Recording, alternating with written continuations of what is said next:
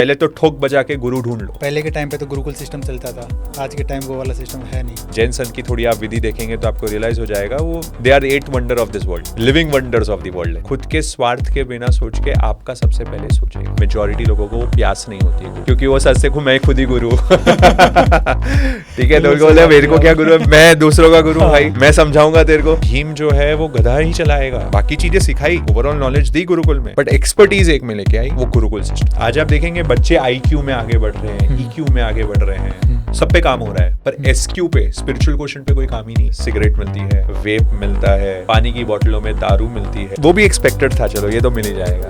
But what was shocking was they found contraceptives, they found condoms. Okay, और ये documented, इसके newspaper articles हैं जो आए हैं, छपे हैं, बस फुल का नाम छुपा दिया ऑब्वियसली फॉर ऑब्वियस रीजंस। तो इस बुक को हमने 6 यूनिट्स में डिवाइड किया हुआ है। ये हमें मालूम ही नहीं है श्वास कैसे लेना। लोग मुंह से श्वास लेते हैं, जो मुंह से श्वास लेगा उसके लंग्स खराब हो जाएंगे।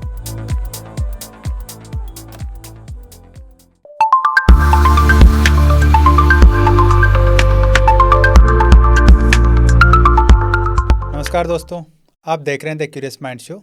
यहाँ पर हम हमारे माइंड में होने वाली क्यूरियोसिटी को एक्सप्लोर करते हैं। आज के हमारे गेस्ट का नाम है CA निपुण डागा। आज उनसे जानते हैं कैसे उन्होंने अपनी जर्नी स्टार्ट की और आगे फ्यूचर में उनका क्या प्लान है। तो उनका वेलकम करते हैं। वेलकम सर, आपसे मैं उसके लिए बहुत बहुत धन्यवाद। Thank you sir. सर, आपने CA की पढ़ाई की, उसके बाद में आपने मोटिवेशनल कोच बनने का जो डिसाइड किया, ये आपके दिमाग में कहाँ से आया? पैशन था क्या आपका? श्री राम जी, ऐसे देखें तो पैशन आइडेंटिफिकेशन कभी नहीं हुआ कि ये मैंने मोटिवेशनल स्पीकिंग का काम करना है। तो बचपन में हम पढ़ाई में काफ़ी अच्छे थे और करते करते आप समझ लीजिए बस वो रैट रेस में या वो फ्लो में हमारे सारे दोस्त जो थे स्कूल के बाद 12th के बाद ये सोचा कि क्या करना है, तो सबने सोचा भाई कॉमर्स लेंगे, कॉमर्स के बाद क्या करना है, तो CA ही ऑप्शन है नंबर 1। तो सारे दोस्त वो कर रहे थे तो हमने भी वो कर लिया। तो हमें कुछ नहीं मालूम था CA क्या करता है, क्या काम होता है, बस कर लिया क्योंकि पढ़ाई में अच्छे थे तो कर लिया। और करते करते क्लियर होते चले गए, फाउंडेशन में अच्छे मार्क्स आ गए, इंटर में अच्छे मार्क्स आ गए, तो बोले फाइनली बाकी है, तो फाइनल भी क्लियर कर लिया। पर जब CA कर लिया हमने, फिर आर्टिकलशिप पीरियड जब हमने किया तो वो बहुत बड़ी क्लैरिटी थी मेरे लाइफ में कि वो काम पढ़ाई में हम, क्योंकि नॉलेज लर्न करना, क्यूरियोसिटी बहुत अच्छी थी, हमेशा बचपन से सीखने का बहुत अच्छा एक जुनून था, तो सीख के कंप्लीट तो कर लिया, बट वो पैशन कभी नहीं आया कि काम में मेरे को मज़ा आ रहा है। CA के काम में मुझे कभी मज़ा नहीं आया। सबके लिए अपना अपना होता है, तो मेरे लिए वो था कि वो डेस्क जॉब या काम में मेरे को कभी मज़ा नहीं आया। तो after completing CA I realised कि I need to do something else, and that is where मैंने स्टार्ट करना, ढूंढना शुरू किया कि मैं क्या कर सकता हूँ। तो फैमिली बिजनेस था हमारा, ज्वेलरी का, डायमंड्स का। तो मैं पापा के साथ काम सीखना शुरू कर दिया CA बनने के बाद, एंड 1 साल काम सीखा, 2-3 साल किया, तो अगेन आई रियलाइज्ड, थोड़े साल, 1-2 साल हो गए, अच्छा कमा रहा था मैं, ऐसा नहीं कि अच्छा काम सेटअप हो गया था मेरा, बट वो जो इनर कॉलिंग और वो जो मज़ा अंदर से फील नहीं आ रही, फील जो आती है कि काम करने में, एक तो बस कर रहे हो करने के लिए, पैसा कमाने के लिए काम कर रहे हैं, पर वो एक बहुत क्लैरिटी लाइफ में कि हमें कुछ ऐसा काम करना है जहाँ किसी और का भला भी साथ में हो रहा हो, है ना। उसकी स्टोरी कुछ अलग है, बट हाँ, वो एक क्लैरिटी आ गई थी कि लाइफ में कुछ ऐसा काम करूँ कि जहाँ दूसरों का डेवलपमेंट भी साथ में हो रहा हो। Then I started researching on various options, and वहाँ पे उस दौरान मैंने एक करियर काउंसलिंग तब तक मैंने कराई थी, एक DMIT करके एक टेक्नोलॉजी है, जो मैं उसका DMIT एक्सपर्ट भी हूँ, तो वो मैंने मेरी करवाई थी, एंड दैट इज़ वेयर। और फिर मैंने और रिसर्च करी तो मुझे रियलाइज़ हुआ कि फिंगरप्रिंट एनालिसिस टेक्निक थी, और करियर काउंसलिंग हमने करवाई, तो उनसे भी क्लैरिटी आई, काफ़ी रिसर्च करी, मुझे भी क्लैरिटी आ गई कि ये मोटिवेशनल स्पीकिंग जैसी आजकल एक जो है करियर ऑप्शन चल रहा है ना, इसमें बहुत अच्छा स्कोप है, और इससे मैं कितने लाइफ्स को इम्पैक्ट कर सकता हूँ। एंड दैट इज़ वेयर मैंने इवॉल्व, जो मेरी कंपनी है, उसकी शुरुआत करी, और जयपुर आ गया था मैं 2017 में। तो मुंबई में पला बड़ा था, पर 2017 में जयपुर आके मैंने ये काम स्टार्ट किया, और सो बस जर्नी आगे बढ़ते चले गई, फिर ऐड ऑन होते गई चीज़ें, अलग अलग चीज़ें उसमें करते रहा। सो या ये इनर कॉलिंग को पहचानने का जो एक, आप समझ सकते हैं कि बस ट्रायल एरर रन चल रहा था मेरा, ट्रायल एंड एरर से ट्राई करते रहा, और करते करते मुझे हिट हो गया, क्योंकि अब मैं ये काम में हूँ लास्ट 8 ईयर्स से, कोई चेंज नहीं किया करियर से। मतलब वो वाली चीज़ नहीं थी कि मेरा पैशन है, वो वाली चीज़ नहीं थी ये। शुरुआत में नहीं थी, जब सीए करा तब तो बिल्कुल ही नहीं थी, बट या अब 2000 जब मैंने स्टार्ट किया तो मुझे रियलाइज़ होगा, जब मैंने बोलना शुरू करा, मैंने सेशंस लेने शुरू करे, ट्रेनिंग्स करी, मोटिवेशनल स्पीकिंग कॉर्पोरेट्स के साथ, स्टूडेंट्स के साथ, बहुत क्लैरिटी आ गई लाइफ में कि करना तो यही काम है। ये तो ऐसा काम है जो मैं 24/7 कर सकता हूँ, मुझे आधी रात भी उठा के बोलोगे बोलना है तो मैं बोल सकता हूँ। तो that is how you decide and you find your inner calling, है ना। शायद आपके लिए हो सकता है पॉडकास्ट लेना, तो वो एक इनर कॉलिंग को आइडेंटिफाई करना बहुत ज़रूरी है लाइफ में। ये मुझे लगता है अगर जिसने अपनी इनर कॉलिंग आइडेंटिफाई कर ली कि यार मैं किस चीज़ के लिए आया हूँ। मार्क ट्वेन ने कहा है कि 2 days are very important in your life, one is the day when you are born and one is the day when you realise why you are born, right, आप क्यों पैदा हुए। तो वो जिस दिन आपने रियलाइज किया तो समझो जीवन की शुरुआत हुई है, तब लाइफ शुरू हुई है। नहीं तो और जी रहे थे, जिंदगी जीते हैं, सभी जीते हैं, मर जाते हैं। तो वो रियलाइजेशन में आपको एक नया मजा आना शुरू हो जाता है लाइफ का। अभी आपने बताया कि आप बॉम्बे से जयपुर आए हो, ऐसा क्यों डिसाइड किया आपने? तो जैसे मैंने कहा कि मैं ढूंढ रहा था एंड उसी दौरान मेरी जो है शादी भी फिक्स हो गई। सो 2017 में मैं मैरिड भी हो गया। एंड जयपुर क्योंकि मेरा नेटिव प्लेस था, बचपन से हम साल के 2 महीने गर्मियों की छुट्टी सब में आती थी, हमारा पुश्तैनी घर सब यहाँ पे ही था। एक्चुअली क्वेश्चन मतलब रियल आंसर तो ये है कि just because of spiritual reasons, आध्यात्मिकता की वजह से, क्योंकि मैं बचपन से ही स्पिरिचुअलिटी, रिलीजन, इन सब में, मेडिटेशन में बहुत इन्वॉल्व रहा। एंड मैं मेरे गुरुजी को बहुत मानता हूँ, है ना, तो मैं ब्लाइंड फेथ रखता हूँ उन पे, और वो मेरे गाइडिंग फोर्स रहे हैं हर जगह। तो उन्होंने, एक बार मैं उनके दर्शन करने गया and out of nowhere he answered, मतलब उन्होंने मेरे को कहा कि आपके लिए, मतलब that was his quotation for me, आपके लिए जयपुर, आपकी आध्यात्मिक प्रगति के लिए जयपुर ज़्यादा श्रेयस्कर होगा। मतलब गुरुजी ने कहा, मेरे गुरुजी ने मेरे को ये अच्छा। हिंट दिया। तो हमारे जैन संत जो होते हैं वो बड़े इंडिकेशन में बात करते हैं, वो डायरेक्ट नहीं बोलते हैं, उन्होंने तरीके से समझा दिया, तरीके से बोल देते हैं, आपको समझना है तो समझो, नहीं तो आपकी मर्जी। तो उन्होंने मेरे को बस इतना सा हिंट दिया एंड मैं बोला क्या, मतलब आउट ऑफ नोवेयर, मतलब मेरा पूरा बिजनेस वहाँ, मेरा सारा फ्रेंड सर्कल वहाँ, सपनों की नगरी कहते हैं हाँ, उसको। तो मेरा तो सारी चीज़ वहाँ थी और मैंने ज़िंदगी में कभी नहीं सोचा था कि मैं जयपुर शिफ्ट होऊंगा। मतलब लाइफ में कभी मेरे कोई एम्बिशंस नहीं थे मैं जयपुर आऊँगा। पर उनकी ये लाइन थी, मैंने मेरी माँ को आके बताया, मम्मी ने बोला सोचना ही क्या है। मम्मी मेरी मेरे से ज़्यादा भक्त है उनकी, तो बोले सोचना क्या है, बस जाना ही है, मैं काम क्या करूँगा, मुझे तू सोच रहा है नया नया जो वहीं करना। ठीक है, तो दैट इज़ हाउ। एंड आप कुछ भी कह दिए, सरेंडर, समर्पण, कुछ भी कह सकते हैं इसको, बट मुझे लगता है आज मैं 8 years को जब पीछे देखता हूँ तो I feel that was the best decision I have taken in my life. मतलब इससे बेटर डिसीजन मेरी हेल्थ के लिए, मेरी वेल्थ के लिए, मेरी स्पिरिचुअलिटी के लिए, हर एंगल में मैंने 10x ही ग्रो किया है। सो सम थिंग्स जस्ट हैपन। वैसा था। फैमिली बॉम्बे रहती है आपकी अभी भी? नहीं, अब सब आफ्टर कोरोना तो सब यहाँ आ गए, बट हाँ पहले तो वो लोग वहीं थे, तो मैंने यहाँ पे आके सेटअप हो गया, घर वर हमारा सेटअप हो गया। तो फिर हम कोरोना के बाद मेरे भाई और परिवार ने भी डिसीजन ले लिया कि वो भी सब यहाँ पे आ जाएंगे। सो अब तो सब यहाँ पे ही है जयपुर में। गुरुजी के पास गए फिर आप दोबारा? हाँ हाँ, रेगुलर, उनके बिना तो चैन ही नहीं है हमें, तो वो तो हम रेगुलर जाते ही हैं, विजिट करते ही हैं और गाइडेंस लेते रहते हैं। सो वो चलते रहता है। So everything what I am is because of him, है ना। जो सिखाया है, जो चीज़ें लर्न कराई है या जो विजडम दी है, वो सब गुरुजी की सिखाई हुई है। गुरु का कितना इंपॉर्टेंस रहता है अपनी लाइफ में? देखो, गुरु बिना तो जीवन शुरू ही नहीं है ना। ये वाक्य आपने कई बार सुना होगा। गुरु वो डोर है बीच की, कि जो आपको रास्ता दिखाएगी कि हाँ एक्चुअली तुझे क्या करना है। हम खुद के बारे में कुछ और सोचते हैं और गुरु आपके लिए कुछ और ही, उनको दिख रहा होता है, वो विजन दिख रहा होता है, वो 10, 20, 30 साल के आगे का उनको दिख रहा होता है, अपनी उम्र के बराबर तुमको एक्सपीरियंस रहता है। हाँ, उनका अनुभव का ज्ञान है, एक्सपीरियंस का ज्ञान है।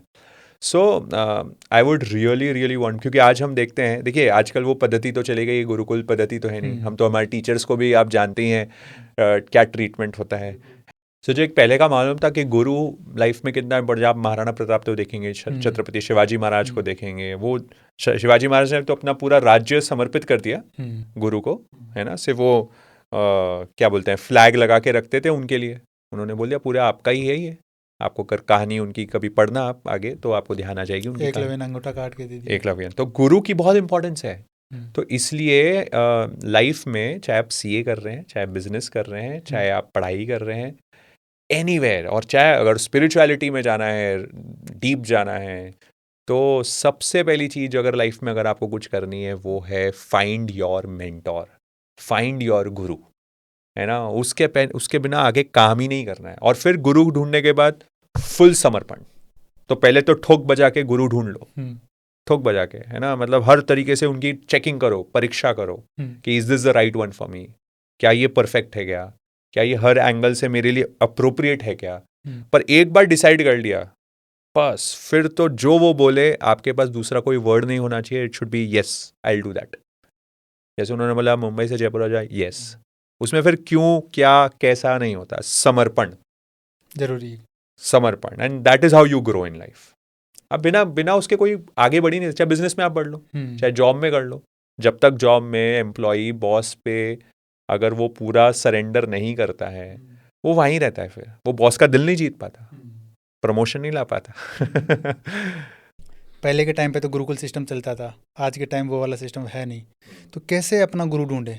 जैसे मेरे को मेरा गुरु ढूंढना हो तो कैसे ढूंढूं मैं अपना गुरु? देखिए, इसमें बहुत सारा तो इम्पॉर्टेंट रोल प्ले करता है आपका एनवायरनमेंट आजू बाजू का।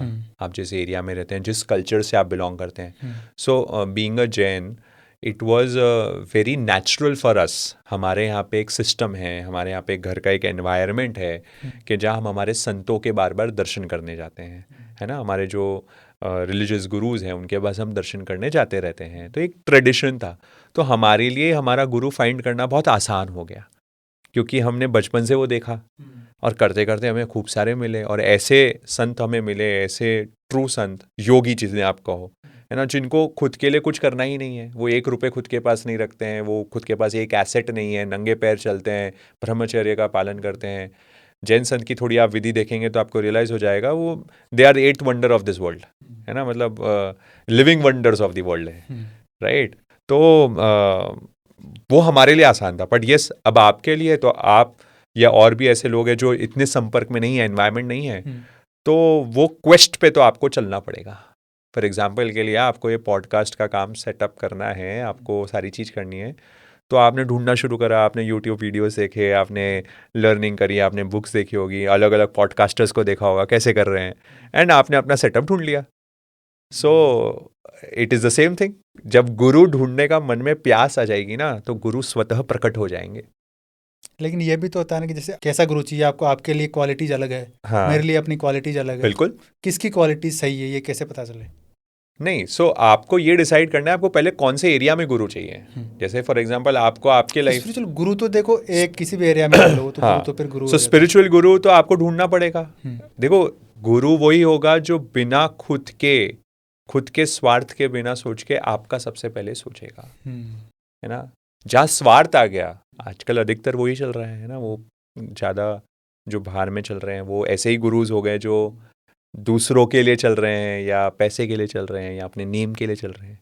तो वो गिरा। इसलिए मैंने बोला बड़ा ठोक ठोक बजा के अपने गुरु को ढूंढो। तो आपको 10 जगह सर्च करना पड़ेगा, रीड करना पड़ेगा। और आजकल तो दुनिया भर के आपके पास ऑनलाइन वीडियोस, कंटेंट, और जो रियल गुरु होगा वो शायद इनमें होगा भी नहीं, वो आएगा नहीं लाइमलाइट में। तो ढूंढते चले जाओ। सबसे इंपॉर्टेंट है प्यास। प्यास आ गई तो आप 100% ढूंढ लोगे। और मैं ये एक्सपीरियंस से कह सकता हूँ कि मेजॉरिटी लोगों को प्यास नहीं होती है गुरु की, क्योंकि वो सच से मैं खुद ही गुरु। ठीक है, तो बोले मेरे को क्या गुरु है, मैं दूसरों का गुरु हूँ भाई, मैं समझाऊंगा तेरे को, मैं ज्ञान दूंगा, थोपने वाली चीजें है ना। तो वो प्यास ही नहीं आती कि मैं सीखूं भी किसी से, मेरे से कोई ऊंचा मैं उसकी बात मानूं।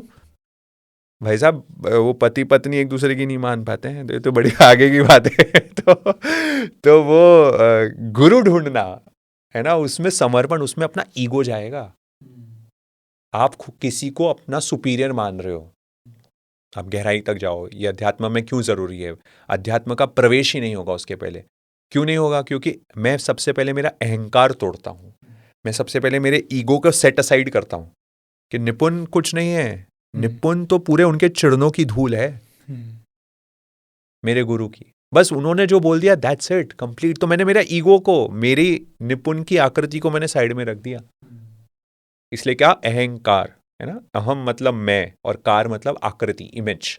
तो मैंने मैं की जो इमेज थी डिसॉल्व कर दी, and now I am completely with him. मैं और उनमें कोई अलग नहीं है, अंतर नहीं है। यहां शुरुआत होगी स्पिरिचुअलिटी की। ये आपने बताया गुरुकुल सिस्टम के बारे में। आप गुरुकुल सिस्टम के सपोर्टर भी रहे हो, जो गुरुकुल एजुकेशन सिस्टम है। आप खुद करना चाह रहे हो, ये आपका खुद का गुरुकुल सिस्टम ऐसे चालू करना चाह रहे हो, सुबोध कॉलेज से आप जुड़े हुए हो। इन सब के पीछे क्या कहानी है? सो जैसे मैंने कहा था कि 2017 में मैं जयपुर आ गया और मोटिवेशनल स्पीकिंग में। सो मेरी जर्नी मोटिवेशनल स्पीकिंग की या फिर ट्रेनिंग्स की शुरू हुई सीए इंस्टीट्यूट से, है ना। तो जहाँ मैं सीए का ही, मेरे पास एक बेस था और सीए का कोई काम कर नहीं रहा था, पर हमारी इंस्टीट्यूट ऑफ चार्टर्ड अकाउंटेंट्स की ट्रेनिंग प्रोग्राम्स होती हैं ओरिएंटेशन की। So I am always very grateful to the C institute for that कि जब मैं जयपुर आया मेरे पास कोई काम नहीं था, है ना। मैं धर धर की ठोकरे वाला मामला था कि रेंट पे रह रहा था और शादी हो गई थी, एंड मुझे काम चाहिए था, बस मुझे तो कमाना था एंड बिल्ड करना था। सो एंड लकीली जो प्रेसिडेंट थे वो टाइम के, अभिषेक श्री शर्मा, एंड ही, उनसे मेरी मुलाकात हुई and he was quite impressed with me, and मेरा उन्होंने जो है इंस्टीट्यूट में मेरे क्राइटेरियाज मीट हो गए और वहाँ पे मेरी ट्रेनिंग स्टार्ट हो गई। That is how I got the base of motivational speaking. मुझे रियलाइज़ हुआ, अरे लोगों को मेरी चीज़ें पसंद आ रही है। तो मुझे एक्सीलेंट रिमार्क थ्रू आउट इतने साल में, अभी तक मेरे को वहाँ पे हर टाइम रिमार्क्स एक्सीलेंट मिले, स्टूडेंट से फीडबैक देना होता है। कहाँ पे, कौन सी जगह? सी इंस्टीट्यूट में। अच्छा। हमारे कंपलसरी ट्रेनिंग प्रोग्राम्स होती है, तो वहाँ से मेरी शुरुआत हुई। अब हुआ ये करते करते, क्योंकि स्पिरिचुअलिटी और में इन्वॉल्व थे, तो मेरी शुरुआत से ही गुरुकुल पद्धति एजुकेशन सिस्टम में मेरा बहुत रुझान रहा। क्योंकि मैं हमेशा ये सोचता रहा कि यार ये एजुकेशन सिस्टम की कहीं ना कहीं बहुत लैकिंग रही है। मतलब मैं जो चीज़ें सीखना अब चाह रहा हूँ वो तो मैंने स्कूल में ही सीख जानी चाहिए थी। लाइक फॉर एग्जांपल, मुझे स्कूल में योग नहीं सिखाया, मुझे आयुर्वेद नहीं सिखाया, मुझे वास्तुशास्त्र नहीं सिखाया, मुझे ज्योतिष नहीं सिखाया, है ना, मुझे नेचुरोपैथी, मुझे ज्ञान ही नहीं क्या खाना क्या पीना, राइट। और जो हमारी प्राचीन सिस्टम थे, एजुकेशन सिस्टम थे, वो टैलेंट बेस्ड आइडियोलॉजी था। मेरे को सीए करने के बाद, डायमंड बिजनेस करने के बाद वो रियलाइज हुआ मेरे को तो यही काम करना है। ये तो मुझे पहले ही रियलाइज होना चाहिए था। सही बात है। जब शुरुआत में, अगर मैं वो टाइम से शुरू करता आज तो मैं कहाँ से कहाँ होता। नहीं, हो सकता है आपको सिखाने की जरूरत नहीं पड़ती, लोगों ये सीख गए होते पहले। एग्जैक्टली। तो ये जो बात है ना, वो टैलेंट बेस्ड सिस्टम, अगर आप पहले में जाएंगे तो अर्जुन, द्रोणाचार्य को अर्जुन ने कहा कि ये इसको तीर चलाने में एक्सपर्टीज है। भीम जो है वो गधा ही चलाएगा, बाकी चीजें सिखाई, ओवरऑल नॉलेज दी गुरुकुल में, बट एक्सपर्टीज एक में लेके आई, वो गुरुकुल सिस्टम था। तो करते करते हम सुबोध शिक्षा समिति जो है जयपुर में, it's one of the leading educational institutes, वहाँ से मेरा जुड़ा, क्योंकि वो हमारे ही समाज की, जैन समाज की ऑर्गेनाइजेशन है। तो मैंने एक्चुअली उनको प्रपोज किया था यही ऐसा एक सिस्टम, एंड वो बात अभी तक पूरी नहीं हुई, बट मेरी बात हो गई। मतलब एक दो, आई गेस 1 ईयर हो गया मैंने उनको प्रोजेक्ट प्रपोज कर दिया, बात यहाँ वहाँ हो गई। मेरी तो एक पीड़ा थी, मेरे पेन था कि मेरे को एक काम आप लोग कर सकते हैं, और मेरा कोई उनसे मैं काम करूँ ऐसा कुछ नहीं था। आफ्टर फ्यू मंथ्स और फ्यू ईयर्स वो मेरे पास आए कि निपुण, ये मॉरल वैल्यूज़, क्योंकि स्पिरिचुअलिटी में हम बहुत शुरू से इन्वॉल्व थे, यू टर्न करके हमारा एक शुरू हो गया था, हम स्पिरिचुअल एनजीओ, बहुत सारे कैंप्स हम करते हैं यंगस्टर्स के लिए, वो सब शुरू हो चुका था। तो समाज में सबको मालूम ही था कि ये इसमें है। I and my brother and my wife, everyone, my bhabhi, तो हम चारों बहुत इसमें थे। तो उन्होंने हमें अप्रोच किया कि आप, हमारे स्कूल्स हैं, तो we have around 5 schools right now in Jaipur, and we have more than 6,000-7,000 students. अच्छा ग्रुप है, बहुत सारे कॉलेज सुबोध के, more than 21 institutes है हमारे पास, 30,000 बच्चे हैं हमारे पास, राइट। तो वो बोले कि हमारे पास जो है, तो गुरुकुल तो बात की बात है, नया किशोर, अपन तो जो है उनमें तो नैतिकता ले आए। सही बात है, उनसे शुरू करें। सो that is how it started, and मैं अब लास्ट 3 years से आई एम वेरी फॉर्चुनेट कि मैं उनके लिए एज एन एजुकेशनल कंसल्टेंट काम कर रहा हूँ अब उनके साथ, एंड 3 years से उनके साथ एसोसिएटेड हूँ अब, and it has been a wonderful journey कि हम बहुत सारे एजुकेशनल रिफॉर्म्स जो है लेके आ पाए। To give you just a brief कि हमने बुक्स, आपने देखा होगा कि मैंने काफ़ी सारी बुक्स लिखी हुई है, तो सोलफुल स्टेप्स पे आपकी बुक है। सोलफुल स्टेप्स है, सुबोधी की ओर करके है, हिंदी नाम उसका, हिंदी वर्जन सुबोधी का और सुबोधी की ओर, और इंग्लिश में उसको सोलफुल स्टेप्स है। ये वर्ड कैसे आपने डिसाइड किया? सुबोधी की ओर, क्योंकि सुबोध था तो सुबोधी, मतलब सुबोधी मतलब राइट विजडम की ओर, है ना, राइट विजडम, हमें विजडम लेके आना है। इंटेलेक्ट तो बहुत हो गया है लाइफ में, है ना, इंफॉर्मेशन बहुत है, नॉलेज बहुत है, बट विजडम नहीं है। तो इंफॉर्मेशन ओवरलोड है, आप खोलो, दुनिया भर का ज्ञान आपके पास है, आप जो बोलो किस चीज़ पे आपको ज्ञान नहीं चाहिए, आप सबको सब मिल जाएगा, राइट। इंफॉर्मेशन ओवरलोड है, बम्बार्डमेंट है इनफैक्ट, राइट। पर विजडम, वो बोधी, वो बहुत अलग चीज़ है। तो वो बोधी, सुबोधी, इसलिए वहाँ से आया सुबोधी की ओर, राइट। तो आज आप देखेंगे बच्चे IQ में आगे बढ़ रहे हैं, EQ में आगे बढ़ रहे हैं, सब पे काम हो रहा है, पर SQ पे, स्पिरिचुअल क्वेश्चन पे कोई काम ही नहीं है स्कूल लाइफ में। मेडिटेशन नहीं हो रहा, बिल्कुल नहीं, सही है, कुछ नहीं होता है ना। तो ये जो नैतिकता वाला एरिया था, अभी कुछ टाइम पहले, कुछ ही दिन पहले की घटना है, जयपुर के बहुत ही प्रसिद्ध स्कूल से सुसाइड कर दी एक लड़की ने, है ना, कूद गई, वो 3rd क्लास की, 4th क्लास की लड़की सुसाइड कर रही है कूद के। आप सोच सकते हैं, मतलब किस चीज़ की कमी रह रही है ये? हाँ, ये बहुत बड़ा प्रश्न है कि हमारी एजुकेशन सिस्टम पढ़ाई एजुकेशन में आगे बढ़ा रही है, इसमें कोई स्कूल का गुनाह नहीं है, ना कोई पेरेंट्स का गुनाह है, कि सिस्टमैटिक एरर है कि हम बच्चे को क्या करे जा रहे हैं, बच्चा प्रेशराइज होए जा रहा है, उसमें जो आजू बाजू का एनवायरनमेंट है वो कहीं ना कहीं रॉटन होए जा रहा है। आप इमेजिन करके देखिए, नासिक में, बैंगलोर में कुछ महीने पहले, कुछ साल पहले की घटना है, मेरे ख्याल से 1 साल हो गया होगा, एंड वहाँ स्कूल्स में बैग्स की तलाशी ली गई, राइट। चेकिंग करी गई, तो टीचर्स ने ढूंढा क्या क्या बैग्स में, 8th 9th क्लास के बच्चे थे, उनकी चेकिंग करी। आप बैग में क्या, चेकिंग में क्या क्या मिलेगा बताइए? उस टाइम तो बुक्स ही मिलनी चाहिए, बुक्स मिलनी चाहिए, और चलो, और आप आज के ज़माने के हिसाब से सोचिए और क्या मिलना चाहिए? खाने पीने की चीज़ें मिल जाए, फ़ोन मिल जाए। फ़ोन मिल जाएगा, चलो, टीचर्स को भी एक्सपेक्टेड था कि भाई फ़ोन तो मिलेगा ही, खाने पीने की चीज़ें, बुक्स मिलेगी, क्या क्या मिलता है? सिगरेट मिलती है, वेप मिलता है, पानी की बोतलों में दारू मिलती है। 8th 9th क्लास में, 8th 9th क्लास के बच्चे, बैंगलोर और नासिक की घटना सुना रहा हूँ, ठीक है, चलो, ये तो वो भी एक्सपेक्टेड था, चलो ये तो मिल ही जाएगा। But what was shocking was they found contraceptives, they found condoms, okay. और ये डॉक्यूमेंटेड, इसके न्यूज़पेपर आर्टिकल्स हैं जो आए हैं, छपे हैं, बस स्कूल का नाम छुपा दिया, obviously for obvious reasons, but ये रियलिटी है। हम कहाँ भाग रहे हैं? हम तो देखो देश भर में अब घूमते हैं, देश भर में हमारा बच्चों के साथ, युवाओं के साथ, यूथ के साथ इंटरेक्शन है, तो हम तो जहाँ जहाँ हम घूमे हैं, जिन जिन यंगस्टर्स से इंटरेक्शन किए हैं, this is a very normal problem. मतलब हम नैतिकता की जो बात कर रहे हैं, हम इंटेलेक्चुअल बहुत हो जा रहे हैं, पढ़ाई इज़ लाइक, हम तो AI वर्ल्ड में हैं, हम कहाँ जा रहे हैं, बट AI एक्चुअल इंटेलिजेंस वो गायब हो रही है। अब ये चीज़ें आपने बताई, सुन के जो सरप्राइज्ड, उसको ऐसे लग रहा है हम कितने पीछे हैं। तो वो एक्चुअल इंटेलिजेंस पे वर्किंग जो है ना, वो है विजडम। तो ये जो ब्रिज करना था, उसके लिए हमने एक करिकुलम सीरीज लॉन्च करी हमारे स्कूल में। तो हमारे स्कूल्स में हमने कंपल्सरीली, और इसके लिए मैं हमारी मैनेजमेंट का विजन की दाद दूंगा, उन्होंने बोला कोई दिक्कत निपुण, तुम्हें फ्री हैंड है, हमारे पास नैतिकता, मॉरल वैल्यूज़ हमारे बच्चे बच्चे में रोम रोम में आ जानी चाहिए, एंड उसके लिए आपको जैसे करना है आप करिए। तो हमने पूरी करिकुलम डिज़ाइन करी है, मतलब राइट फ्रॉम प्रेप क्लास, मतलब आप KG क्लास जो आपका होता है, 5 साल का बच्चा से लेके 8th स्टैंडर्ड तक, हम एक एक साल की, जैसे साइंस मैथ्स की सब्जेक्ट होते हैं, वैसे हमारा एक मॉरल वैल्यूज का सब्जेक्ट है सुबोधी की ओर, जो चालू कर दिया है, कंपलसरी चल गया, 3 साल हो गए अब, और वीक में 3 दिन उसकी बकायदा पढ़ाई हो रही है ना, कंपलसरी, वीक में 3 दिन पढ़ाना ही है उसको, टीचर्स प्रिंसिपल्स उसको करेंगे, कंप्लीट करेंगे, उसकी बराबर रिव्यू हो रहा है, उसकी बराबर टीचर्स ट्रेनिंग हो रही है, चेकिंग हो रही है ना, और पूरा एक्सपीरियंशियल मैनर में। अच्छा, स्टूडेंट के लिए कोई बर्डन नहीं है कि इसकी, और ये तो एक और हमारे पास, ये तो साइंस मैथ्स का पढ़ाई हो गई, और ये करना है, होमवर्क करना है, कुछ नहीं, इन फन मैनर। पूरी पिक्टोरियल बुक है, क्रिएटिव बुक है, और उसके साथ ही हमने हर चैप्टर एक्टिविटी बेस्ड मॉड्यूल पे है।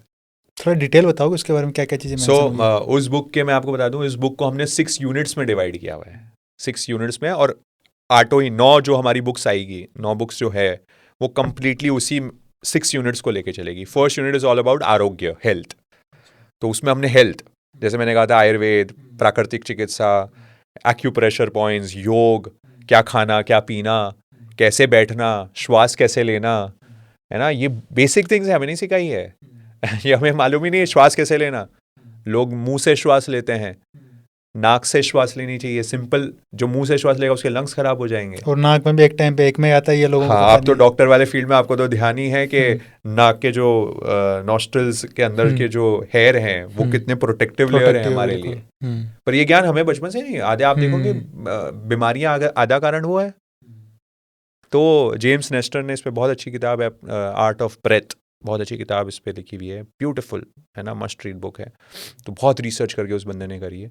पर खैर वो टॉपिक, पर ये जो चीज़ें हैं, कैसे बैठना, कैसे उठना, ये सारी चीज़ हम फर्स्ट यूनिट में लेते हैं। Second unit is all about good habits, अच्छी आदतें। तो उसमें हमने लिया है ऑनेस्टी, चोरी नहीं करना, विनय, रिस्पेक्ट, पैर छूना, बड़ों को प्रणाम करना। तो ऐसे रिव्यूज़ आ गए हैं, ग्रैंड पेरेंट्स के जो फीडबैक आ रहे हैं, पेरेंट्स के जो फीडबैक आ रहे हैं कि अरे हमारे बच्चों में तो इतना रिस्पेक्ट आ गया है, वो पैर छूने लग गए हैं, और टीचर्स को आ गया है, जहाँ जहाँ मिलते हैं उनको प्रणाम करना शुरू कर दिया। हमारी संस्कृति थी, गुड मॉर्निंग हमारी संस्कृति नहीं थी। पैर छूना संस्कृति। हाँ, ये हमारी संस्कृति थी। तो वहाँ हमने उन चीज़ों पे वहाँ किया है। जैसे 3rd क्लास में तो हमने गुड टच बैड टच पे ले आए, वो भी हमने इनकॉर्पोरेट किया है। कॉन्फिडेंस बिल्डिंग, उस पर वर्किंग करिए। बुलिंग नहीं करना, इस पर वर्किंग करिए। सब एक्सपीरियंशियल फन वन वे में। 3rd unit is all about नैतिक संस्कार। तो इसमें हमने कहानियाँ ली है, कुछ स्टोरीज, सारी अच्छी अच्छी मॉरल वैल्यूज़ की स्टोरीज, अलग अलग टॉपिक पे। उस पर लीडरशिप भी आ गया, उस पर यूनिटी भी आ गई, उस पर कॉन्फिडेंस, टीम बिल्डिंग, सत्य, ये सारी चीज़ पे उस पर आ गई। 4th unit is all about प्रेरक इतिहास, दैट इज हिस्ट्री। तो historical stories, again 4th unit is all about stories, but of those figures जो इंस्पायरिंग फिगर्स रहे हैं। जैसे कृष्ण की स्टोरीज आ गई, भगवान महावीर की आ गई, आप लेंगे तो स्पिरिचुअल वे में, जो स्पिरिचुअल वे में जितने जितने आप लेंगे, है ना, संत नामदेव की स्टोरी, अलग अलग हमने उन पर स्टोरीज ली हैं। ऐसी स्टोरी जो हमें नॉर्मल एजुकेशन में नहीं पढ़ाई जाती है ना। महाराणा प्रताप के वक्त की कोई कोई कहानियाँ ली हैं, है ना, दूधा की कहानी है, भगवान गौतम बुद्ध की, ऐसे अलग अलग स्टोरीज ली है। 5th unit is all about prayers, प्रार्थना। तो हमने उसमें ऐसे ऐसे प्रेयर्स जो मॉरल वैल्यूज वाले प्रेयर्स हैं, वो प्रेयर्स हैं, उसी में श्लोक्स हैं, उसी में दोहेज हैं, है ना, शायरियाँ हैं। तो बच्चे ऐसी गाते हैं, आप 1st 2 2nd क्लास के बच्चे क्या अमेजिंग शायरियाँ, दोहे, श्लोक पढ़ रहे हैं, वो याद हो गए बच्चों को। And 6th unit is all about meditation. अपने वहाँ से ही बचपन 5 साल का बच्चा मेडिटेशन करना सीख रहा है। 5 ईयर से कैसे माइंडफुल होना, कॉन्शियसनेस में आना, मैं सोल हूँ, मैं शरीर नहीं हूँ, है ना, वो भेद है। हमारे गुरुकुल में सबसे पहली चीज जो सिखाई जाती थी वो होती थी अहम ब्रह्मास्मि, मैं ब्रह्म स्वरूप हूँ, मैं आत्मा हूँ, मैं सोल हूँ। और ये आप देखेंगे हमारे पूरे एजुकेशन सिस्टम में आपको कहीं सिखाया नहीं कि मैं शरीर नहीं हूँ, मैं ये शरीर है, आप कुछ नहीं हो। तो ये स्पिरिचुअल टच है, देखो, ये आध्यात्मिकता है ना। हम सिर्फ इंटेलेक्ट पे रह गए, हमने नैतिकता और आध्यात्मिकता को एक साइड रख दिया। हमने इस बुक में not just moral values, but we also focused on spiritual values to be inculcated right from childhood. तो यही 6 सीरीज, यही 6 यूनिट्स आगे आगे आगे क्रम वाइज पढ़ते चले जाएंगे 8 तक। So this is how we have design the entire book. और बहुत ट्रमेंडस मुझे 2-3 साल में रिजल्ट्स मिल रहे हैं। बहुत सारे अलग अलग जगह से अब स्कूल्स में इम्प्लीमेंट, अब तक कम से कम 9-10 इंस्टीट्यूट्स में हम इसको लगा चुके हैं, इस बुक्स को। मतलब अपार्ट फ्रॉम सुबोध हम बाकी जगह भी इसको इम्प्लीमेंट कर चुके हैं। तो बहुत अच्छा रिस्पॉन्स। क्या डिफरेंस देखने को मिला आपको जिनके अंदर आपने अप्लाई किया और जिनके अंदर अप्लाई नहीं किया, उन दोनों में? नहीं, जो अप्लाई नहीं कर रहे वो तो मेरे से अब टच में है नहीं, है ना, क्योंकि मैं तो मेरे स्कूल्स में जिनके साथ कर रहा हूँ। नहीं, जैसे आप कहीं नई जगह जाते होंगे तो वहाँ पे तो जब डिफरेंस है ही बच्चों में। देखो, एक तो नॉर्मल पढ़ाई हो रही है, पर यहाँ पे तो आपको मॉरली साउंड हो रहा है बच्चा।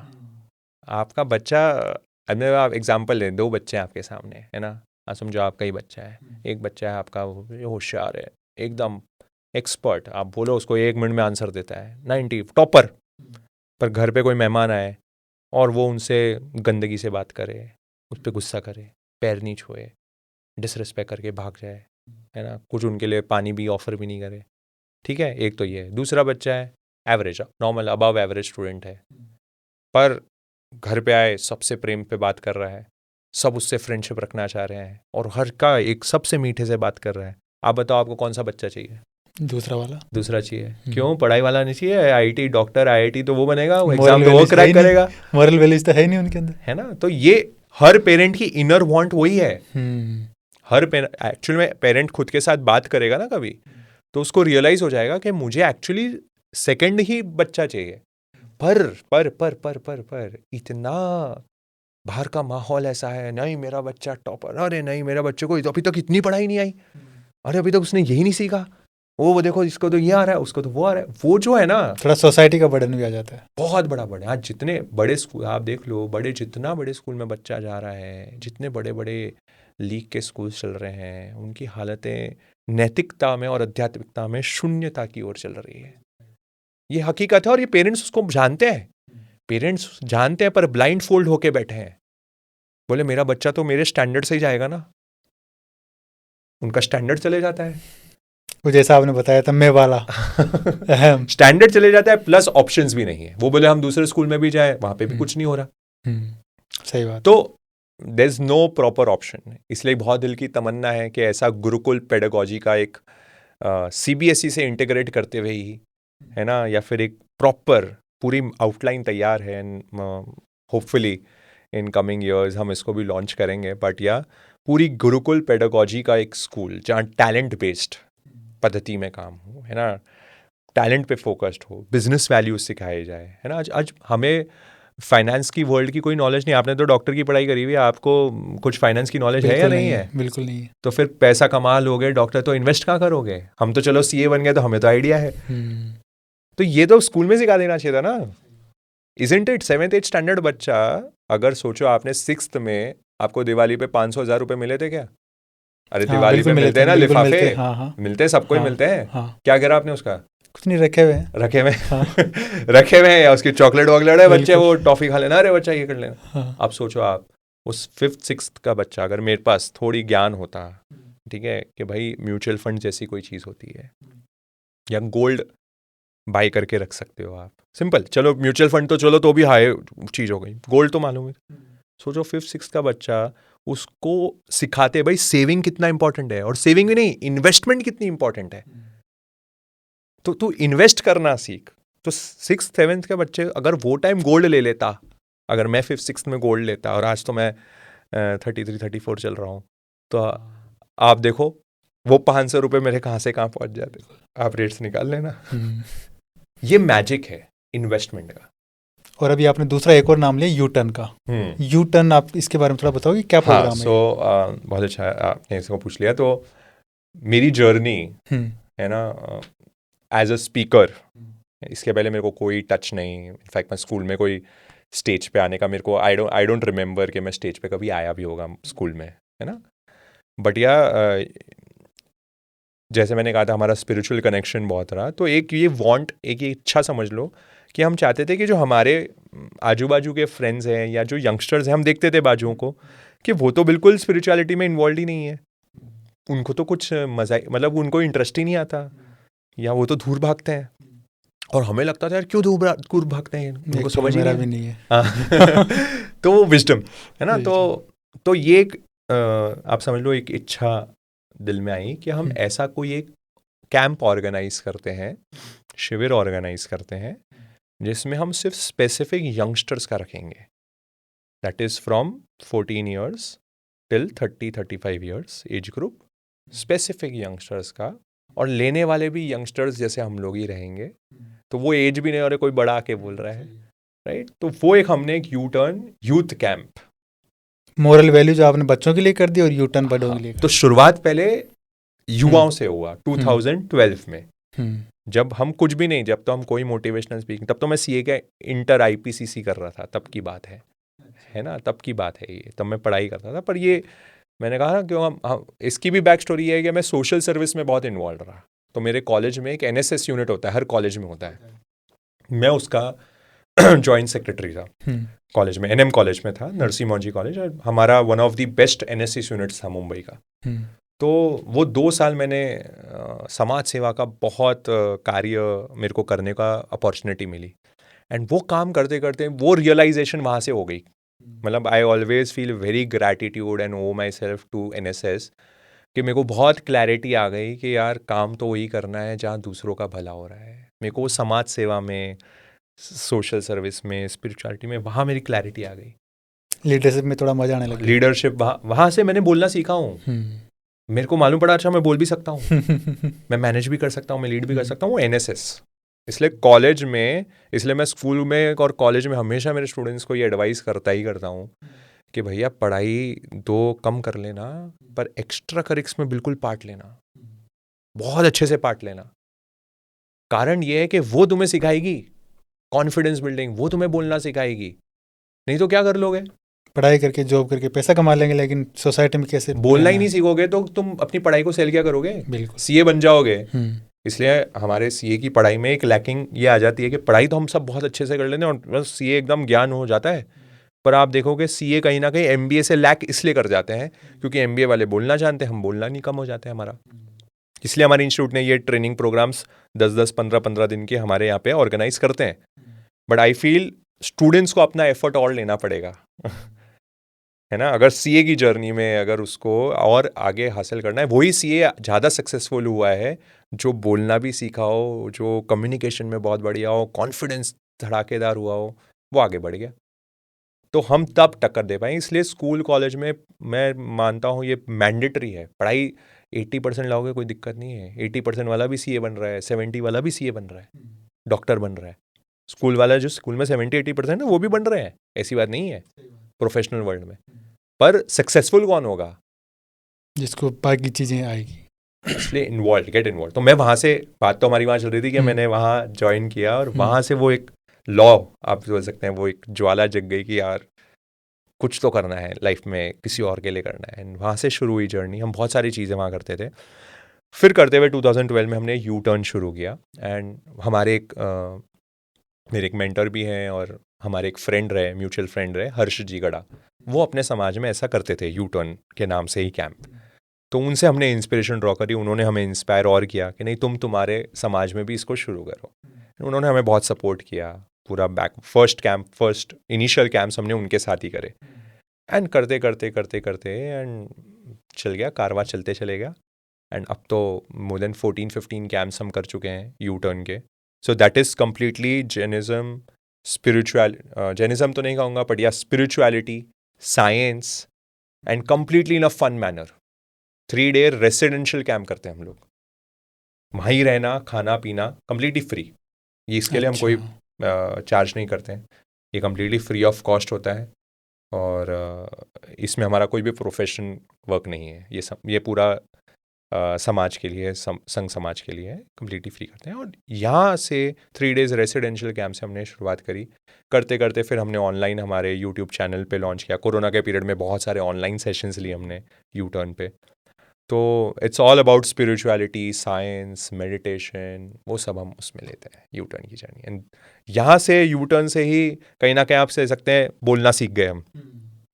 और वो मोटिवेशनल स्पीकिंग का आगे एक जो है 2017 में वो एक आगे बढ़ गया कारवा। लेकिन आपका 13+ ईयर एक्सपीरियंस है। हाँ। और दिखने में भी काफ़ी यंग हो आप। हाँ, तो ये जर्नी कैसी आपकी? सो ये तो थोड़ा सा मेरे साथ दिक्कत हो ही जाती है कि पहले मुझे बताना पड़ता है। लोग बिलीव कर लेते हैं इस चीज़ में कि यार ये तो इतना। तो कई बार हमारे साथ ये जब मैं एंटर करता हूँ क्लासरूम में तो कई लोगों को लगता है नहीं तो स्टूडेंट ही आ गया है। तो ये एक मेरे लिए, तो मैं तो इसको बड़ा पॉजिटिवली लेता हूँ। हाँ, I am looking young, but हाँ मेरी फील्ड में मुझे थोड़ा सा मैच्योर्ड लगना चाहिए, ऐसा मुझे लगता है। बट बाल से पैदा होने चाहिए। हाँ, बाल से पैदा होने, तो लोगों को लगा अरे हमें कुछ तो विजडम दे रहा है। बट हाँ, जब मेरा थोड़ा बैकग्राउंड वो लोग और जान लेते हैं या सुन लेते हैं तो बोले यार ये तो 13 ईयर्स से बोल रहा है, इतने अनुभव हो चुके हैं, इतने काम ऑलरेडी हम कर रहे हैं। एंड आधा घंटा हमें सुन लेता है तो उसके बाद फील होता है ये दिखने में यंग नहीं ऐसे तो बहुत। हाँ, बोले ये दिख रहे हैं बस, बाकी तो तो I don't think so. I feel always 80 years में भी ऐसे ही लगने चाहिए। ये वो तो रहना ही चाहिए, यंग एट हार्ट। तो एक चीज़ और जाननी थी आपसे, आप काफ़ी यंग दिखते हो, तो उसके पीछे क्या राज है आपका? आपके 2 बच्चे हैं। बचपन से मुझे याद नहीं है कि मैंने मेरे चेहरे पे कोई क्रीम या फेस वॉश या इनफैक्ट मैं तो साबुन भी नहीं लगाता हूँ चेहरे पे, है ना। अच्छा। तो ये राज हो सकता है शायद कि ये मैं तो मतलब फेस पे मेरे को लगता है कि नहीं लगाना चाहिए, तो मैं तो नहीं लगाता हूँ। तो पाउडर ये सब, परफ्यूम्स की तो मुझे एलर्जी है, पाउडर ये सब मैं कभी यूज़ नहीं करता हूँ। तो कॉस्मेटिक्स मामले में तो मैं ज़ीरो हूँ, है ना। बाकी कुछ खाने पीने का? खाने पीने का आप ऐसा कर सकते हैं, अगर मुझे नहीं मालूम, मैं इतना यंग मुझे लगता नहीं है, बट हाँ अगर आपको लग रहा है कि यंग वाला मामला है तो आ, खाने पीने में मेरी लाइफस्टाइल मैं कह सकता हूँ कि हाँ लाइफस्टाइल थोड़ी Jain spiritual way of living है हमारी, है ना। और तो सनसेट के पहले खाना खा लेना, वो एक सिस्टम है मैं काफ़ी सालों से फॉलो करता हूँ। और सुबह जल्दी उठ जाना, रात को भी टाइम से, मैक्सिमम 11 साढ़े 11 तो लेट नहीं होना। एंड खाने में सात्विक, है ना, मतलब ज़्यादा मिर्च मसाले वाला खाना मैं खा भी नहीं सकता हूँ, वो मैं अवॉइड करता हूँ। एंड प्याज लहसुन हम हाँ, कम ये तो से कम जैन में खाते खाते हैं, नहीं। तो ऑटोमेटिकली जंक फूड से आप बहुत बच जाते हो। तो हाँ ऑब्वियसली खाता हूँ, ऐसी बात नहीं है, बट हाँ बहुत कम है। तो ये एक डिसिप्लिन, बाकी योगा एंड एक जो बहुत चीज़ मुझे लगती है कि जो मुझे लाइफ में बहुत हेल्प करती है वो है मेडिटेशन। तो एक रिचुअल जो मैं कभी मिस नहीं करता हूँ, एंड वो आप कह सकते हो वही ग्लो है या वही यूथ का जो भी सीक्रेट आप मान सकते हो, वो सीक्रेट इज समवेयर, वो पॉजिटिव ऑरा जो बिल्ड होता है वो मेडिटेशन से बहुत होता है। तो वो एक नित्य नियम आप समझ लीजिए मेरा रिचुअल है जो मैं मिस नहीं करता हूँ पूरे दिन भर में, सुबह से ही। तो आई गेस ये हो सकता ये है। जैन धर्म में होने का स्पिरिचुअल जर्नी में काफ़ी फ़ायदा मिलता होगा आपको। बिल्कुल सर, बिल्कुल। ये तो मतलब रूट वही है सर, और रूट जितना अच्छा है, नींव जितनी अच्छी उतनी इमारत अच्छी, है ना। तो ये हमारा बेस है, ये हमारा रूट्स है। और कुछ चीज़ें बाय बर्थ हम सीख जाते हैं एक जैन के परिवार में पैदा होने से, जैसे अहिंसा, नॉन वायलेंस, किसी का बुरा नहीं करना, सच बोलना, है ना, ट्रांसपेरेंट रहना। तो ये चीज़ें हमें बाय वैल्यू सिस्टम हमें सिखा दी जाती है। तो ये तो कल्चरली हेल्प करता है, और हमारी फाउंडेशंस बहुत स्ट्रॉन्ग हो जाती है, प्लस बिजनेस कम्युनिटी होती है। तो बिजनेस करना हम वो माइंडसेट जो फाइनेंशियल माइंडसेट है हमारा, तो ये हम हमारे घरों में देखते ही हैं, सभी बिजनेस में है, तो हम वो बहुत नेचुरल हो जाता है हमारे लिए।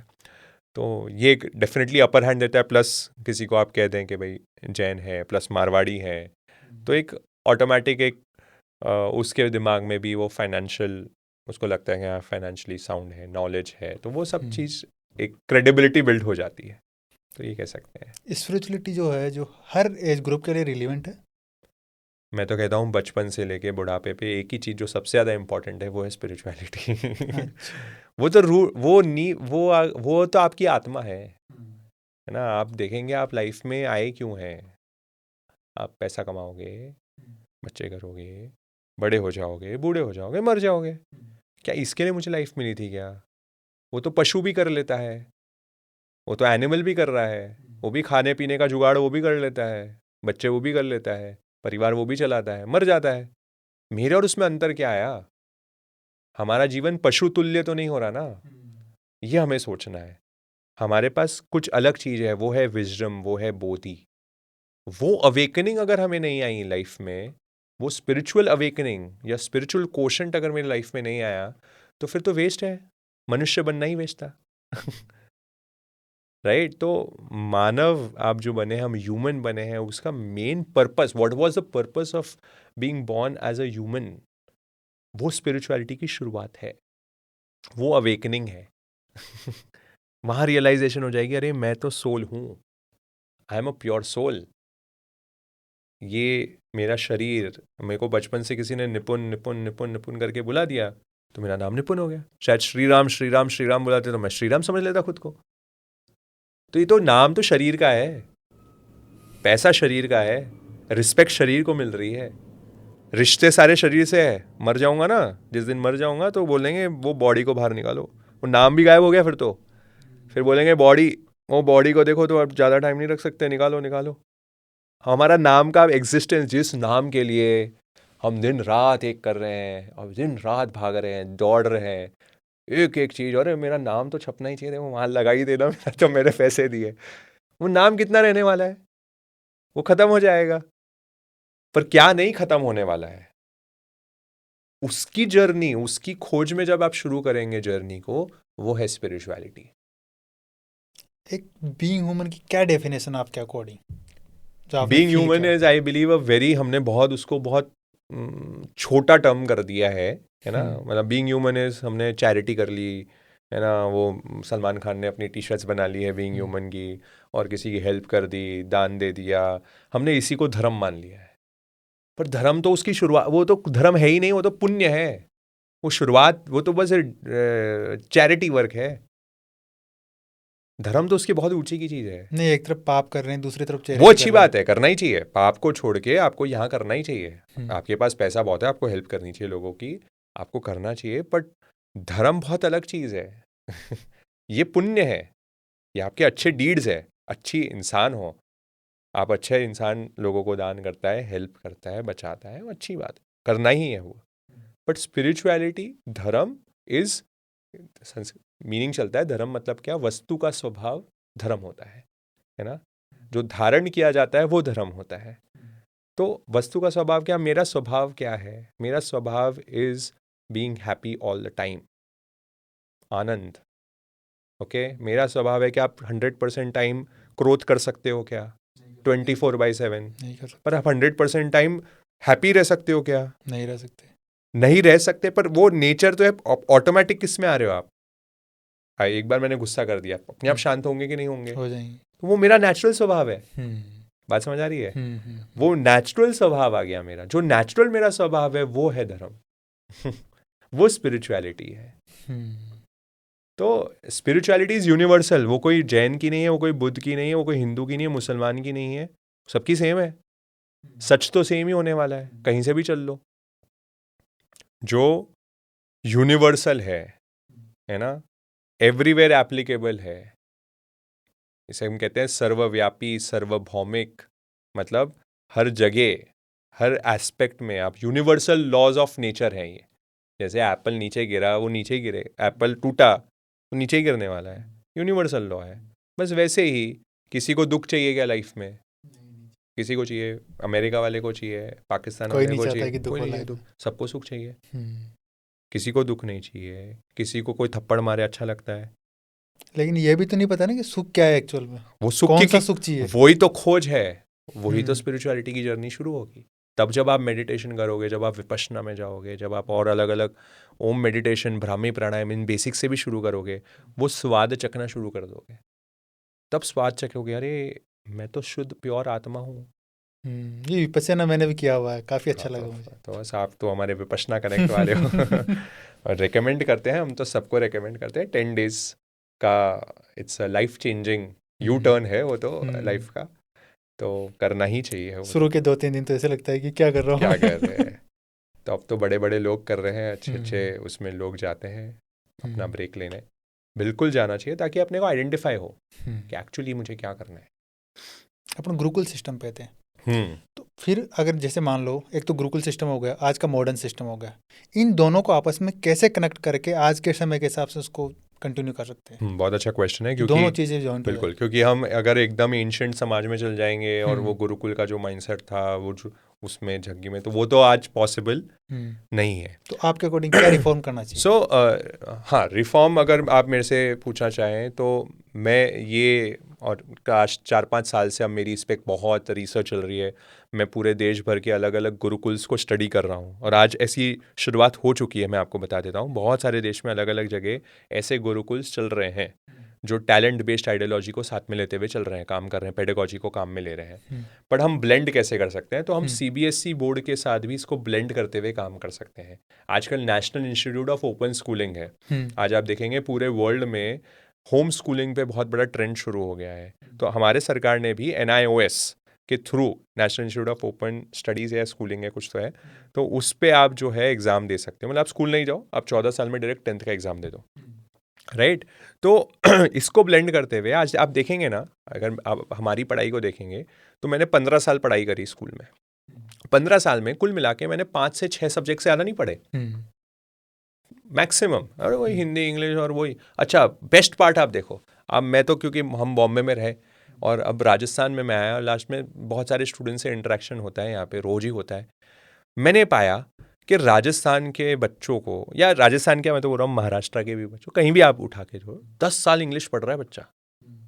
नॉर्मल गवर्नमेंट मैक्सिमम स्टूडेंट्स हमारे नॉर्मल स्कूल्स में ही है, IB स्कूल्स को छोड़ दो, हमारे वो छोड़ दो, तो भी आप उनसे पूछ लो, उनको इंग्लिश की बड़ी बड़ी पढ़ाई करा रहे हैं, ग्रामर की पढ़ाई कर रहे हैं, क्या क्या रेनन मार्टिन पढ़ रहा है, क्या नहीं पढ़ रहा है वो, और फिर भी आप उसको बुला लो इंग्लिश नहीं बोल पाएगा।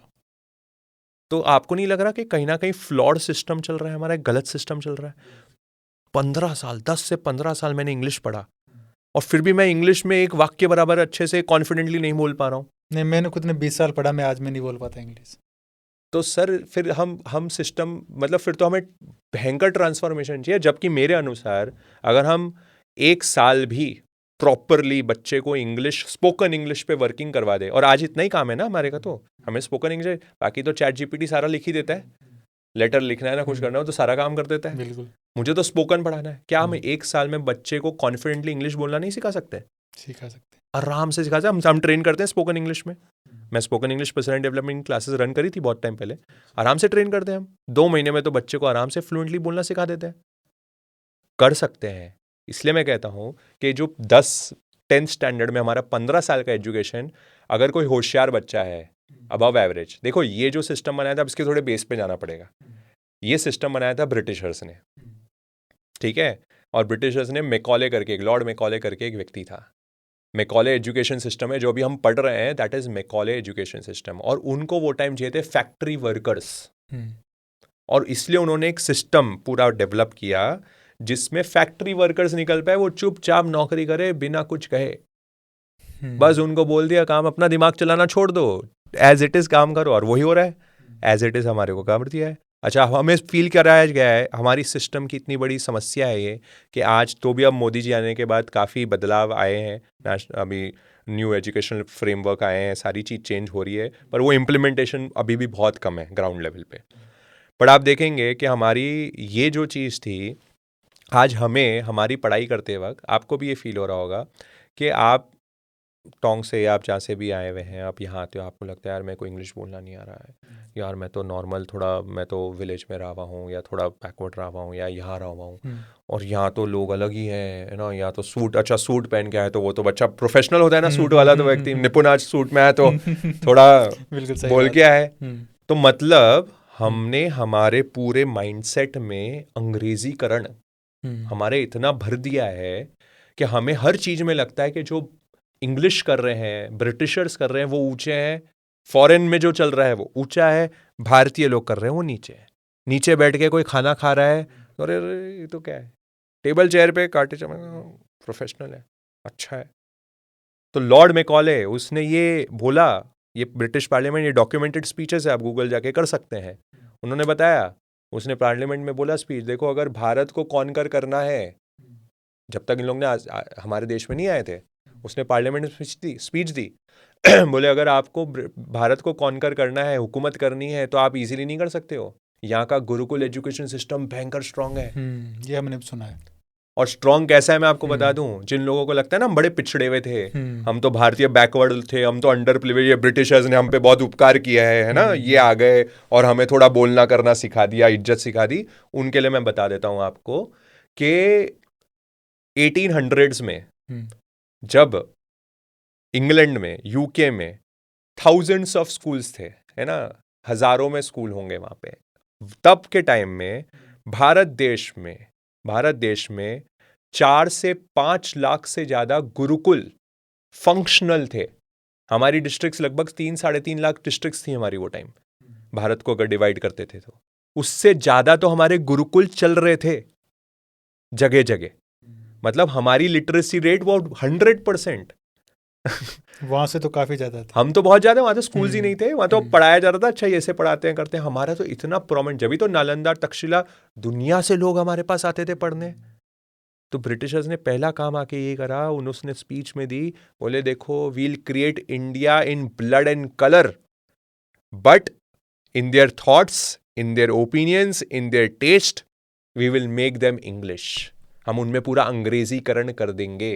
वो सिर्फ वो अपने जो है कलर में और ब्लड में क्या रहेंगे, इंडियन रहेंगे, बाकी उनकी सोच में, उनकी ओपिनियंस में, सब में हम अंग्रेजीकरण कर देंगे। और वो उसने सच कर दिया अपना। उसने जो विजन सोचा था, आज आप देख लें, ये सच्चाई है, मेरे में भी, आप में भी, हम सब में वो विदेशीकरण आ चुका है और हम उस सिस्टम का पार्ट है। हम सोच ही नहीं सकते क्या हमारी एजुकेशन विदाउट इंग्लिश हो सकती है? क्या डॉक्टर की पढ़ाई बिना इंग्लिश की हो सकती है? क्या सीए की पढ़ाई बिना इंग्लिश की हो सकती है? We can not even imagine that. मैं मेरे शब्द में भी इंग्लिश का मेरा यूजेज आ ही जाएगा। तो ये स्ट्रेटेजिक मूव थी। इसकी वजह से हमें फील करा दिया कि हम बैकवर्ड हैं, हम लो हैं। बट अगेन मैं कह रहा हूँ, अब नया सवेरा काफ़ी साल से बहुत चीज़ें नहीं हो रही है। तब हमारा एक गुरुकुल पद्धति सीबीएसई में जैसे ब्लेंड होगी, वो फैक्ट्री वर्कर्स के लिए थी, अबव एवरेज स्टूडेंट के लिए नहीं थी। आज मुझे लगता है कि अगर मैं पीछे जाऊं तो मैं मेरे 10 साल की पढ़ाई में जो मैंने पढ़ाई करी मैं 3-4 साल में आराम से कंप्लीट कर सकता था, या बहुत स्टूडेंट्स कर सकते हैं और आज कर रहे हैं। आज बहुत सारे गुरुकुल्स में ऐसी पढ़ाई हो रही है जहाँ उनको सब्जेक्ट तैयार कर देते हैं और इररिलेवेंट चीज जो जरूरत ही नहीं है, जिसको जिस फील्ड में आगे बढ़ना है उसको वो सिखाओ ना। सही बात है। जिसको उसमें आगे बढ़ाओ। म्यूजिक में पढ़ा है, बस म्यूजिक में कर। सचिन ने 10th में छोड़ दी ना, सचिन तो 10th में आगे बढ़ के क्रिकेट फील्ड में आगे बढ़ गया। और ऐसे जितने म्यूजिशियंस या आर्टिस्ट होते हैं वो चालू कर देते हैं अपना काम। बट मैं किसी से ऐसे सुना था कि वो ऐसे कह रहे थे कि 12वीं तक इसलिए पढ़ाया जाता है कि उनको सब सब्जेक्ट का थोड़ा थोड़ा नॉलेज दिया जाता है, फिर उसमें से डिसाइड करना होता है कि खुद को किस चीज़ में इंटरेस्ट आ रहा है। मैं ये कह रहा हूँ 12वीं तक जो हमें ओवरऑल नॉलेज दी है वो बहुत कम समय में हम करवा सकते हैं। वो मेथोडोलॉजी चेंज होनी चाहिए। कंटेंट तो पढ़ाना ही 100% पढ़ाना है, ऐसा नहीं है कि वो गलत कंटेंट हमें पढ़ा रहे हैं। हमें नॉलेज तो होनी ही चाहिए, but normal above average student आराम से उसको कंप्लीट कर सकता है जल्दी। अच्छा, बेस्ट पार्ट देखो आप कि पढ़ाई करने 8 घंटे स्कूल में जाता है, फिर 2 घंटे 3 घंटे ट्यूशन अलग जाता है। मतलब क्या हो रही है? सही बात है। फिर स्कूल ही क्यों जा रहा है? फिर तो वही प्राइवेट ट्यूशन ही कर ले तू बैठ के, और वो होम स्कूलिंग में जाके ओपन स्कूलिंग में एग्जाम दे दे। अच्छा, वो स्कूल में तो कुछ समझ ही नहीं आता इसलिए मैं वहां, फिर क्या बात हुई? तो सिस्टमैटिक एरर्स चल रहे हैं। अच्छा, वैदिक मैथ्स नहीं पढ़ाया जा रहा है। आज हमारे यहाँ पे हमारे बहुत सारे जैन संत हैं, शतावधानी होते हैं। आप यूट्यूब करोगे, शतावधानी मतलब क्या? 100 चीज़ें आप उनको दिखाओ 1 by 1, 1 2 3 4 5 6 7 8, आप नाम बोलते जाओ, आप कुछ भी बोल लो, 100 चीज़ें बता दी। 1 मिनट आपने बता दी सारी। अब उनको बोलो 50th क्या था, तुरंत बता देगा। फिर अच्छा? बोलोगे 90th क्या था, बता देगा। रिवर्स ऑर्डर में बताओ, क्रोनोलॉजी में पूछो, कैसे भी पूछ लो, विद इन फ्रैक्शन उन्होंने पूरी मेमोरी इतनी स्ट्रांग। ये जैन संतों की बात नहीं है, आप स्वामी विवेकानंद की स्टोरीज उठा के पढ़ोगे, उनके भी आपको ये मिल जाएगा। हाँ, उनके तो खैर बहुत लेजेंड आदमी थे। लेजेंड क्या थे? हम भी हो सकते हैं, हमें सिखाया नहीं गया। ये विद्या थी, भारत विद्याओं की धनी थी। हमारी सारी विद्याएं खत्म कर दी गई, गुरुकुल सिस्टम वहीं तो था। ये हम सब सीख सकते थे, बट वो मैकॉले की चाल कामयाब रही, हम सब उसके जाल में फंसे हुए हैं। बट हाँ, ये रिफॉर्म्स अगर हम ले आए, ये रिफॉर्म्स को हम कर दें कि सीबीएसई में ही कुछ ब्लेंड करते हुए, क्योंकि सीबीएसई को तो हम हटा नहीं सकते हैं, वो तो अब नेशन वाइड है, उसी में ब्लेंड होते हुए हम कैसे कार्य कर सकते हैं, हम कैसे उसके करिकुलम को, जो होशियार बच्चे हैं उसको कम से कम टैलेंट बेस्ड पे कैसे ले आए, मॉरल वैल्यूज़ को कैसे इंटीग्रेट करें, जो हमने बात करी थी सुबोधि की ओर में। तो और भी स्कूल्स यदि कोई ऐसी बुक्स को इम्प्लीमेंट करना चाह रही है, वो हमसे संपर्क कर सकते हैं। हमारा पूरा करिकुलम रेडी है। कोई अपने बच्चों को पढ़ाना चाह रहे हैं, वो हमसे संपर्क कर ले। अमेजॉन, फ्लिपकार्ट पे हमारी बुक्स अवेलेबल है। तो आप वहाँ पे वो रिफॉर्म्स, मॉरल वैल्यूज़ का आ गया, स्पिरिचुअलिटी का आ गया, और बाकी जो टैलेंट, अलग अलग विद्याएं हैं, उनको पढ़ाना शुरू कर दी। तो हम कम समय में ज़्यादा पढ़ाई करवा सकते हैं। ये हो सकता है। आपकी एक बुक है the power of right choice, ये टाइटल आपने दिया है, बुक में क्या है ऐसा? ये बुक अभी बस रिसेंटली हमने, ये मेरी अभी लेटेस्ट ही बुक है, the power of right choice. और this is a proper motivational self help book है ये। और ये लाइफ के डिसीजन मेकिंग में, mastering the art of decision making, okay. तो इसमें हमने खूब सारे अलग अलग चैप्टर्स लिए हैं, जिसमें true stories, scientific facts, relevant case studies, and उसके थ्रू चॉइसेस, क्योंकि आज लाइफ में हमें कुछ भी करना है उसमें हमें डिसीजंस तो लगते ही हैं, राइट? ये करूँ ये करूँ, राइट? तो कैसे डिसीजंस सही रूप में लिए जा सकते हैं, what are the best choices which you can take, तो वो पूरा एक फ्रेमवर्क, एक हमने उसमें फ्रेमवर्क भी दिया है, राइट चॉइस कंपास, उसका एक फ्रेमवर्क भी बनाया है बुक में।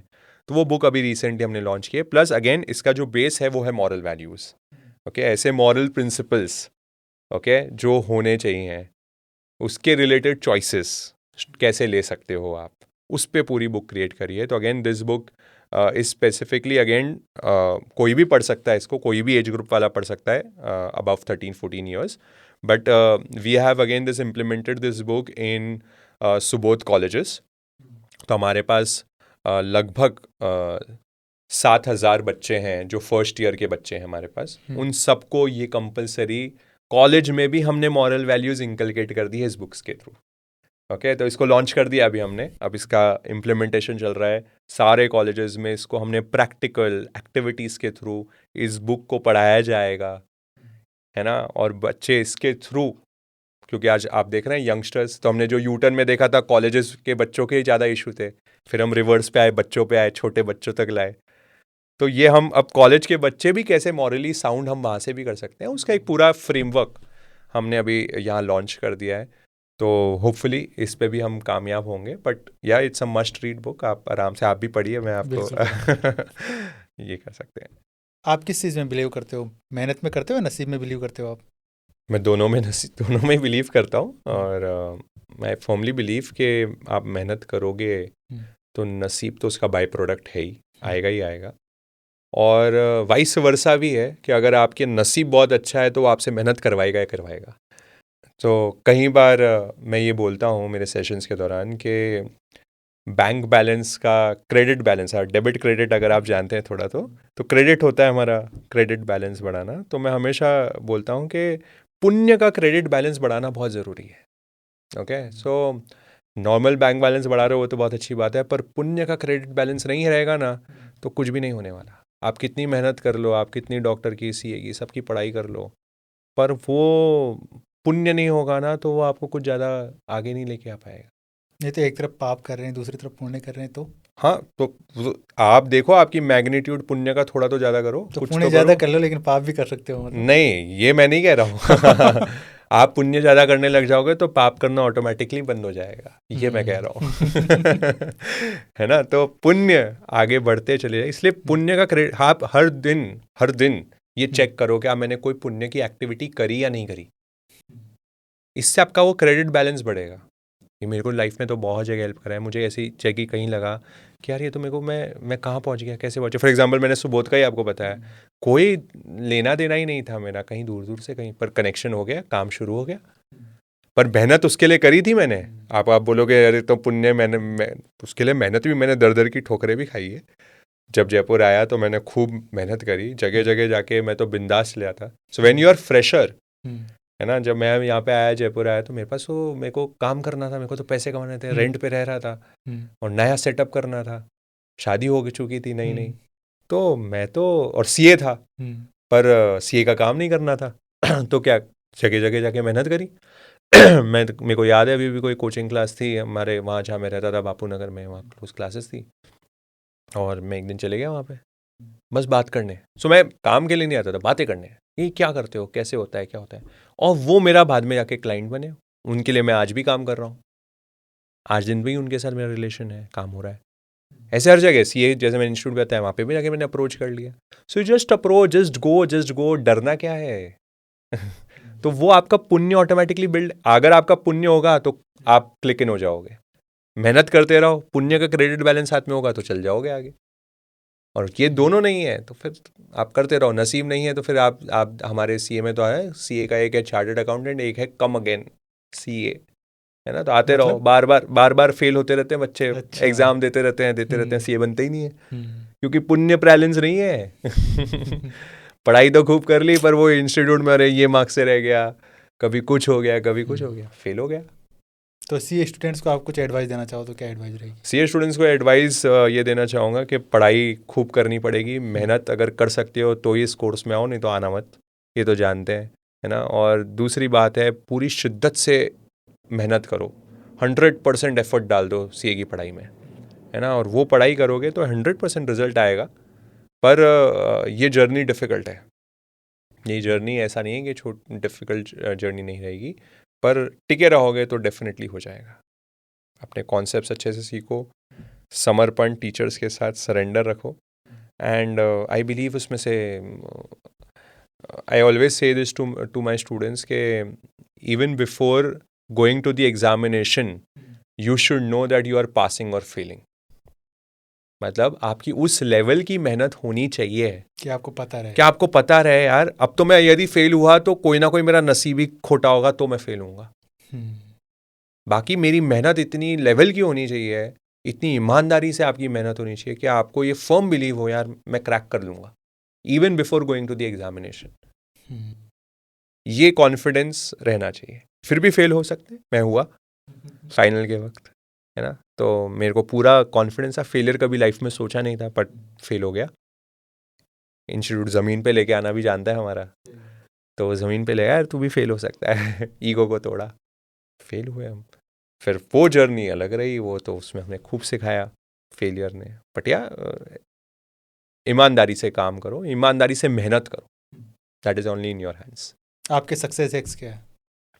मेरे सक्सेस एक्स, मतलब success is a very subjective thing again, कि किसी के लिए क्या सक्सेस क्या होती है? सक्सेस क्या होती है, मैं बोला सबके लिए अलग अलग डेफिनेशन है सक्सेस।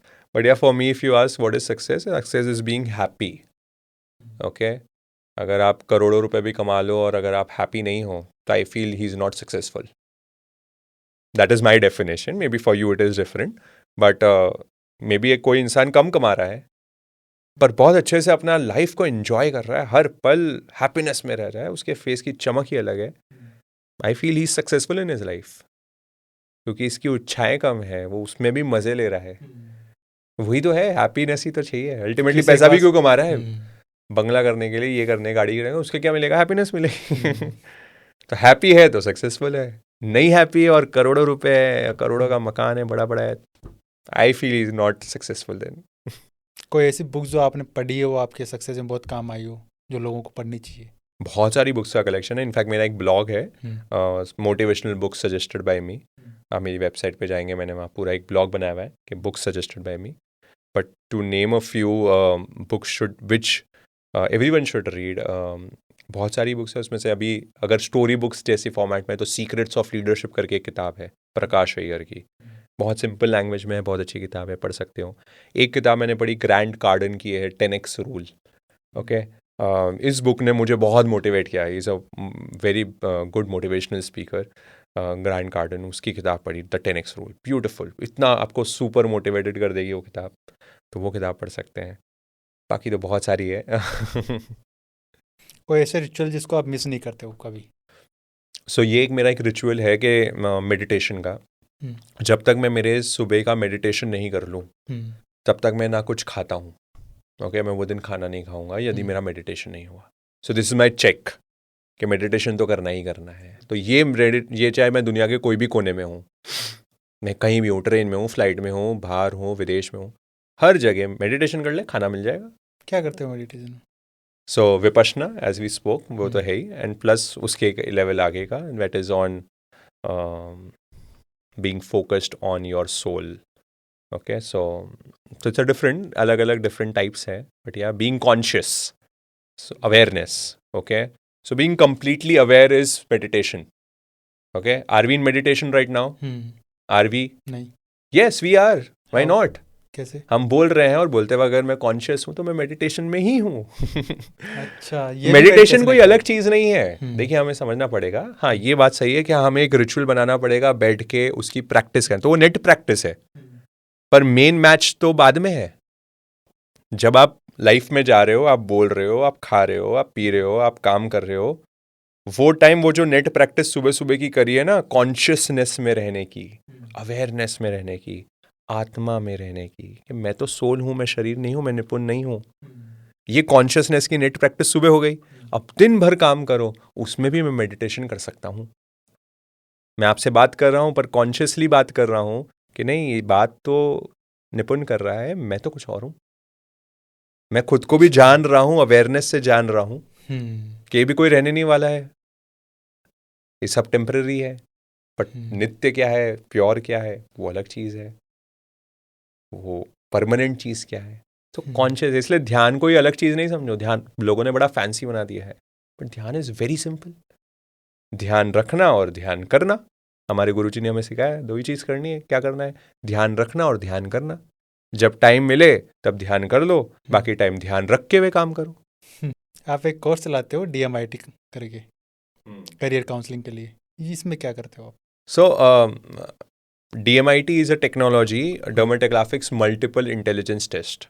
ओके, तो मैंने जैसे आपको बताया था कि जब मैं मेरा करियर्स ढूंढ रहा था तो मैंने खुद का टेस्ट ये करवाया था करियर काउंसलिंग का। सो it's a fingerprint based technology, जहाँ हम लोगों के फिंगरप्रिंट्स को रीड करते हैं। जैसे मैंने कहा था, लोगों को आइडेंटिफाई नहीं है ना, पैशन क्या है, लोगों को मालूम ही नहीं है मेरा टैलेंट क्या है। वो टैलेंट मालूम ही नहीं होता है, वो ट्रायल एरर खेलते रहता है, अरे ये कर लूँ, फिर उसको डाउट आता है ये करूँगा। तो हमने बहुत ईजी का सिस्टम कर लिया, फिंगरप्रिंट्स रीड करते हैं। Fingerprints is a science of dermatoglyphics. अच्छा। तो फिंगरप्रिंट्स हमारे डायरेक्टली ब्रेन पैटर्न से जुड़े हुए होते हैं। तो हम 10 fingerprints, it's a proper science. हम 10 लोगों के फिंगरप्रिंट्स लेते हैं। फिंगरप्रिंट्स से हम चेक कर लेते हैं, पूरी 40-45 पेजेस की एक पूरी रिपोर्ट बनती है, जिसमें उसका पूरा डिटेल्ड ब्रेन की एनालिसिस हो जाती है कि उसका बाय बर्थ कौन सा टैलेंट सबसे ज़्यादा है। मल्टीपल इंटेलिजेंस थियोरी पे है, डॉक्टर हार्वर्ड गार्डनर की। उस थियोरी से हमें आइडिया आ जाता है कि ओके, इसकी स्पोर्ट्स में अच्छा है, म्यूज़िक में अच्छा है, बोलने में अच्छा है, बिजनेस में अच्छा है, कौन सी फील्ड में इसका जो है टैलेंट अच्छा है, वो हमें बहुत क्लियरली आइडेंटिफाई हो जाती है। प्लस उसमें हमें ये भी आइडेंटिफाई हो जाता है इसका लर्निंग पैटर्न क्या है, इसकी डिसीजन मेकिंग स्टाइल क्या है, इसका नेचर क्या है, कैरेक्टरिस्टिक्स क्या है। तो हम इसके बेसिस पे पेरेंट्स और स्टूडेंट्स के साथ हम काउंसलिंग सेशन करते हैं और उनको पाते खाते हैं। हंड्रेड्स ऑफ लोगों के साथ अब तो हमने एडवाइस कर दिया है और बहुत सक्सेसफुली इसका जो सक्सेस रेशियो है, more then I would say 100% हमारा रेशियो आ जाता है इसका। 100% एक्यूरेट चलता है हमारा ये। और इतने लोगों को हमने, और अभी हमने इसके साथ मिक्स कर दिया है सब। अभी हमने क्या किया है रिसेंटली, लास्ट 2 ईयर से हमने DMIT, तो हमारी ये आज का मॉडर्न नॉलेज है, तो हमने हमारा एंशिएंट विजडम कुंडली का, ज्योतिष शास्त्र का, तो हमारी टीम में एक एक्सपर्ट पर्सन है ज्योतिष के, तो हमने दोनों की नॉलेज, हमारी DMIT की, उनकी कुंडली की मर्ज कर दी। अब दोनों का बेस्ट आउटपुट निकाल के एक बेस्ट करियर ऑप्शन सामने वाले को सजेस्ट कर देते हैं। So this has proven amazing, the technology. मुझे पर्सनली आज मेरे करियर आइडेंटिफाई करने में हेल्प किया, और जो मेरे साथ बीती इतने साल में, मैंने ढूंढते रहा अब क्या करूं। मैं नहीं चाहता था कोई और ऐसा फेस करे। तो 2017 से हमने इसको स्टार्ट कर दिया था, जब से हम जयपुर आए थे ये काम भी हमने शुरू कर दिया था। So it has been a beautiful journey, और बहुत लोगों को हम हेल्प कर पा रहे हैं उनके बेस्ट करियर्स आइडेंटिफाई करने क्या में। फीडबैक आता है फिर लोगों का? लोगों का आता है कि अरे ये आपने तो हमें बता दिया, यस ये इसके लिए बेस्ट सूटेड है, और अब हम उसको रिलेट भी करवा लेते हैं उसकी लाइफ से। देखो ये इसकी टैलेंट्स और पेरेंट्स आइडेंटिफाई कर लेते हैं 1 मिनट में। फिर आज वो फील्ड्स में, आज क्योंकि अब इतने साल हो गए, वो फील्ड में बच्चा भी आगे बढ़ रहा है, उससे सक्सेस रेशियो आ रहे हैं। तो साइंटिफिकली है मतलब ये? बिल्कुल, is the science of dermatoglyphics, science of fingerprints. इस पे बहुत सारी रिसर्च हो गई, बहुत सारी स्टडीज़ हो चुकी है, बहुत सारी रिसर्च पेपर्स अवेलेबल हैं इसके बारे में। तो ब्रेन पैटर्न्स पे स्टडी है, relation between fingerprints and the brain patterns. Again it is pseudo science. Now if you say science, so it is pseudo science, तो वो अलग है ना। तो ये सूडो साइंस के कैटेगरी में आएगा, ऐसी चीज़ है। पॉडकास्ट के एंड की तरफ चलते हैं। इस प्लेटफॉर्म के माध्यम से अगर आप कुछ लोगों को एडवाइस देना चाहो तो क्या एडवाइस रहेगी आपकी तरफ से? सो एडवाइस, तो मुझे ये लगता है, और इस प्रिंसिपल पे मैं भी अपनी लाइफ लिव करने की कोशिश करता हूँ, कि आप जो भी काम कर रहे हो लाइफ में, I believe honesty and transparency is the best quality which you can have, है ना। तो आप जो भी काम करो बहुत ट्रांसपेरेंटली कर लो, बहुत ऑनेस्टी के साथ करो, और आपको सफलता उसमें मिलेगी। अगर आप ईमानदारी से और शिद्दत से अगर काम कर रहे हो तो क्यों नहीं मिलेगी। पर आप में माया है, लाग लपेट है, चोरी की भावना है, तो वो थोड़े टाइम तक सक्सेस देगा, बट लॉन्ग टर्म में वो आपकी इमेज, आपकी क्रेडिबिलिटी, आपकी गुडविल सब खत्म करेगा। सो ये एक मैसेज, मैं इसको पूरा लिव करने की कोशिश करता हूँ। 100% ट्रांसपेरेंसी, ऑनेस्टी, ये करेंगे हम तो आई फील हम आगे बढ़ेंगे। थैंक यू सर, आपसे मैं उसके लिए बहुत बहुत धन्यवाद। थैंक यू क्या रिएक्शन आता है लोगों का। बिल्कुल, thank you so Thank much. you.